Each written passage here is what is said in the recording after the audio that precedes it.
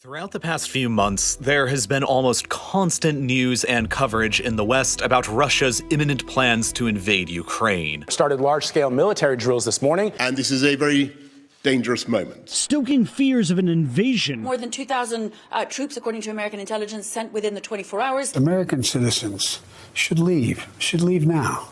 On the morning of February the 24th, these fears proved to be well-founded. Russia's president, Vladimir Putin, effectively declared war on Ukraine and authorized the Russian military to invade the country. Explosions were quickly reported afterwards across the country, and immediately prior to this declaration, the Russian army had amassed around 200,000 soldiers, along with their tanks, artillery, equipment, and field hospitals across their border, and many others inside of Belarus along their border with Ukraine. For comparison, this is nearly the same size as the entire Ukrainian military, and about the same number of troops sent by the United States when invading Iraq in 2003. This is certainly large enough to be an effective invasion force. Even further, the Russian government has recognized the independence of the two breakaway states inside of Ukraine, Donetsk and Luhansk, and ordered Russian troops inside of both.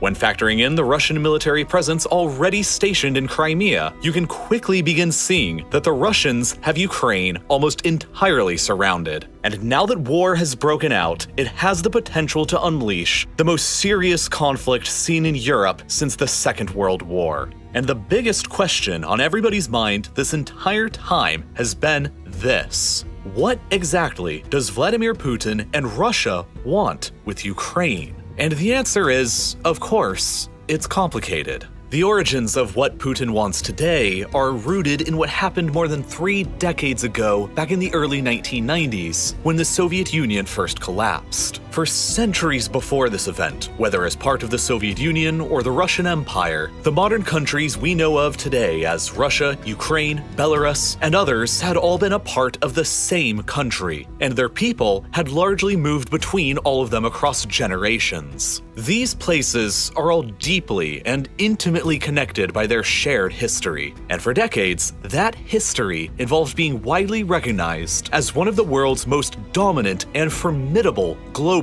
superpowers. But all of that changed in late 1991, when, suddenly, the sweeping United Empire that had existed in some form or another for centuries collapsed, and left in its place 15 newly independent republics. Today, the largest of them, Russia, has only half of the population that the former United Soviet Union had, and she possesses an economy that's only moderately larger than Spain's, a country with only a third of the population that ceased being a great power back in the 18th century. At the same time, the massive amounts of territories that were once dominated from the central government in Moscow have been shrinking almost continuously ever since. During the Cold War, there were 2 rival competing military alliances on the European continent: the North Atlantic Treaty Organization, or NATO, in the West, and the Warsaw Pact in the East. Moscow didn't outright rule the countries of the Warsaw Pact, but they were effectively locked into Moscow's orbit as thralls or puppet states. From Moscow's perspective, these states provided a massive buffer against any potential military incursion from their primary Cold War rivals to the West in NATO.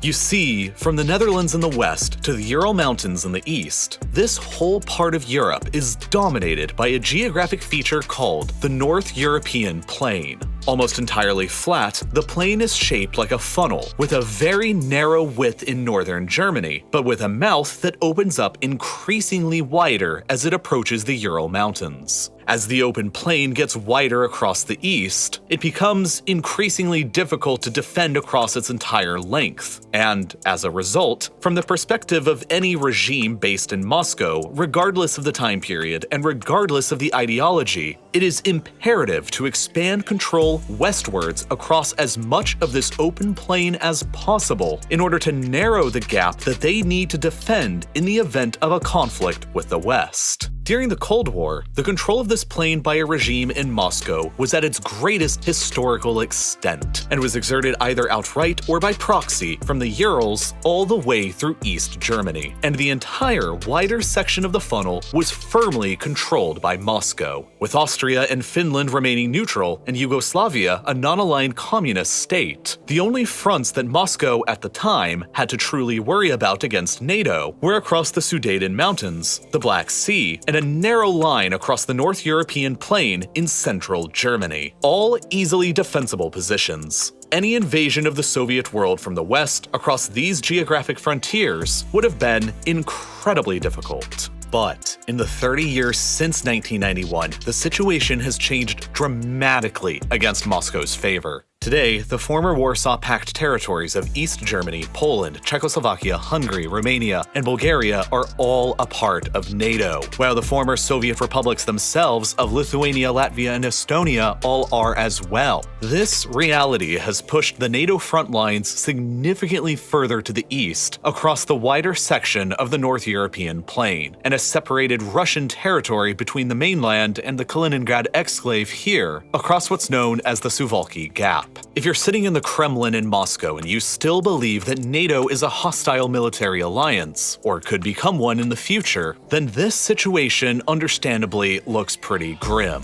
But it's not totally lost yet. In the years following the breakup of the Soviet Union, many of the newly independent republics established and joined their own military alliance called the Collective Security Treaty Organization, or CSTO, which in Europe consists of Russia, Belarus, and Armenia, but not Ukraine, which has remained a sort of neutral zone between NATO in the west and the CSTO in the east. And now, within this lens, you can easily see why Ukraine is currently and always will be a geographic core interest to Moscow. If Ukraine is within Moscow's orbit, then it pushes the CSTO's and Moscow's defensive lines to the Carpathian Mountains in the southwest, and it narrows their exposure across the North European plain to only the eastern border of Poland. And while the Baltic states do lie across the plain as well, CSTO forces could easily encircle them by rapidly advancing across the narrow Suwalki Gap between Kaliningrad and Belarus, and cut them off from the rest of NATO, meaning that they aren't as grave of a geographical threat. Conversely, however, if Ukraine became a NATO member state, it would surge the NATO front lines far beyond the Carpathian Mountains and far across the wider section of the North European plain, and place the new defensible front line across nearly 2,300 kilometers of open, hard-to-defend, flat land, the easternmost section of which would only be a little more than 300 kilometers away from Volgograd, which, if taken, would shut down the entire Volga River and cut off Russia's valuable oil and gas resources coming up from around the Caspian Sea from the rest of the country, as nearly happened during the Second World War, back when the city was better known as Stalingrad. Even further, Belarus, a friendly and loyal CSTO state that is often considered a mere extension of Moscow itself, would suddenly become an indefensible salient protruding deep into the NATO front lines, surrounded entirely by NATO territory on 3 flanks. Thus, Ukraine's outright control by Moscow, or at least neutrality, is essential to the defense of the CSTO and Russia, if you believe that NATO is a hostile aggressor or could become one in the future.